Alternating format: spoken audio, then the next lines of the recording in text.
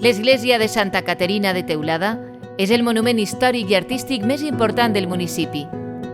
Situada al centre més antic de la vila, des de l'església es configura tota la trama urbanística històrica, amb carrers estrets i petites places que s'obrin per al voltant.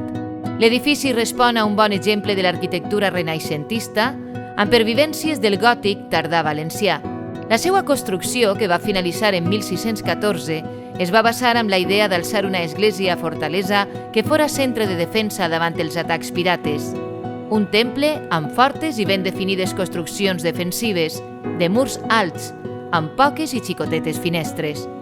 El temple ha patit diverses reformes, sobretot a partir del segle XVIII, que van culminar amb una nova entrada, la Porta Nova, d'estil neoclàssic i amb un nou campanar.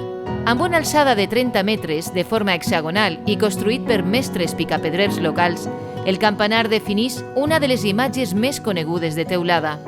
Molt del patrimoni artístic s'ha perdut, però es conserven imatges religioses antigues com el Nazaré i el Crist jacent de 1940.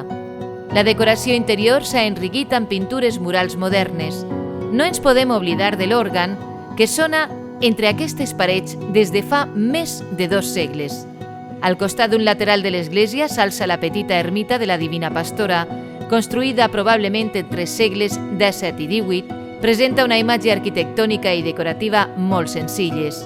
Durant anys va ser centre de gran devoció popular entre els veïns que organitzaven pregàries i festes.